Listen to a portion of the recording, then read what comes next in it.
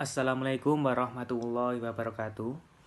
Perkenalkan, nama saya Muhammad Rizal Ridho Madani dengan nomor NIM 039 dan teman saya Diah Hasanawati dengan nomor NIM 016. Di sini kami akan menjelaskan tentang teori risiko dan pendapatan.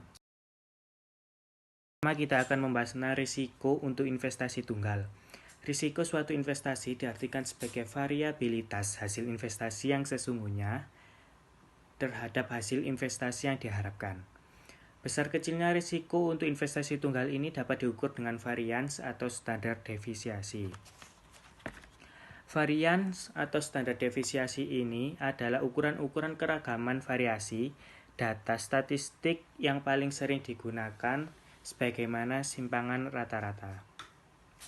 Berikut rumus untuk menentukan besar kecilnya risiko investasi tunggal melalui varians. Yaitu varians sama dengan sigma I mulai dari 1 sampai dengan N, probabilitas dikali rate dikurangi expected return pangkat 2. Sedangkan dengan standar deviasi, standar deviasi ini merupakan akar dari varians. Jadi rumusnya R sama dengan akar kuadrat varian. Berikutnya yaitu sikap investor terhadap risiko.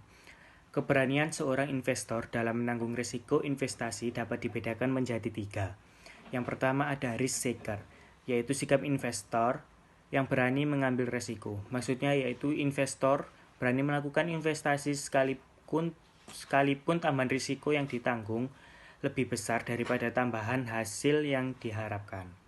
Yang kedua ada indifferent to risk, yaitu sikap seorang investor yang tidak peduli terhadap risiko.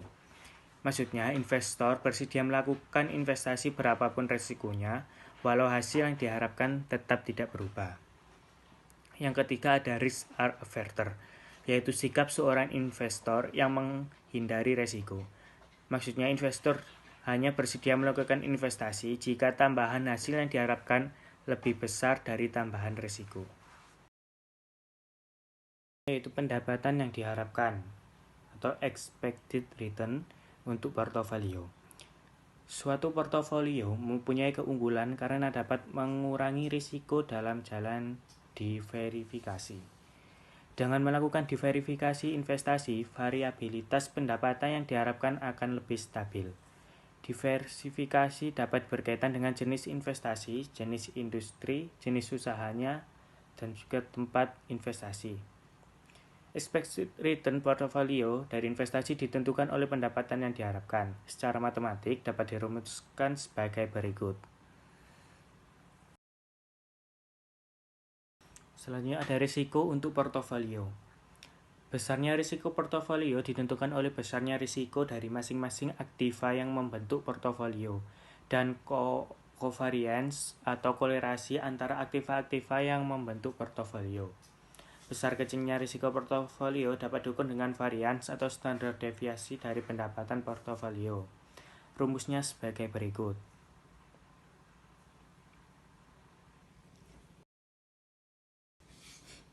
Berikutnya, himpunan portofolio dan himpunan portofolio yang efisien. Pembahasan portofolio akan diawali dengan penjelasan mengenai definisi dan pengertian mengenai kolerasi dan covariance. Kolerasi antara dua variabel yaitu variabel X dan Y dapat dihitung dengan rumus sebagai berikut. Saya Diah Hasanawati, NIM 190302016. Di sini saya akan melanjutkan presentasi dari Mas Rizal. Keseimbangan pasar atau market equilibrium. The Capital Market Line atau CML. Konsep ini akan dibahas bersama dalam suatu keseimbangan pasar. Tidak ada peluang bagi investor untuk melakukan penukaran di antara investor dengan jalan meminjam atau meminjamkan. Dengan memperkenalkan meminjam dan meminjamkan pada tingkat bunga bebas risiko dapat dijelaskan suatu keseimbangan pasar dengan banyak partisipan. Yang kedua, the opportunity set with on risky and when riskless asset. Pendapatan suatu portofolio terdiri dari apresiasi investasi pada aktiva X yang beresiko dan investasi pada aktiva yang tidak beresiko dengan pendapatan sebesar rupiah, maka dihitung dengan rumus sebagai berikut. Yang ketiga adalah pricing inefficient portfolios. Capital market lain hanya menjelaskan bagaimana mengevaluasi kombinasi risiko dengan pendapatan atau risk return dari portofolio pasar dan aset bebas dan risiko. Sepanjang garis CML adalah kombinasi risiko dan pendapatan dari portofolios pasar dan aset bebas risiko. Diversifikasi investasi. Penelitian yang dilakukan oleh Wagner dan Lau 1971 dapat digunakan untuk menunjukkan pengaruh diversifikasi terhadap risiko portofolio. Bahwa semakin banyak jumlah saham dalam suatu portofolio, standar deviasi pendapatan portofolio terhadap risiko semakin berkurang, tetapi dengan tingkat pengurangan yang semakin kecil. Semakin banyaknya saham yang membentuk portofolio korelasi dengan pendapatan pasar semakin tinggi.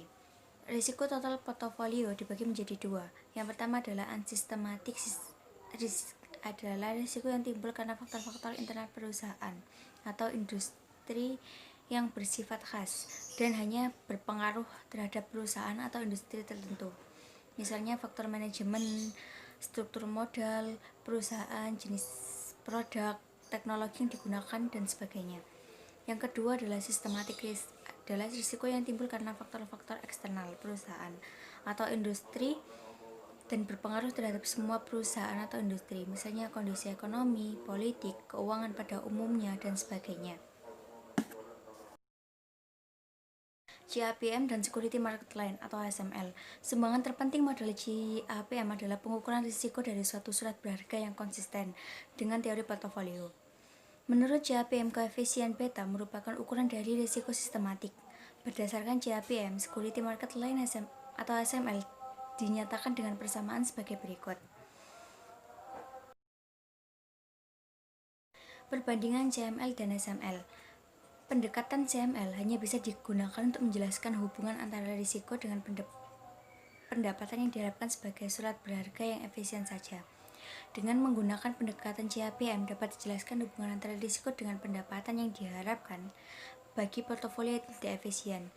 Sebagaimana gambar di atas bahwa sekuritas A, B, dan C memiliki risiko total yang berbeda, tetapi memiliki risiko sistematik yang sama dengan sekuritas A. Oleh karena itu, sekuritas A, B, dan C dan D memiliki pendapatan yang diharapkan sama besarnya dengan sekuritas A.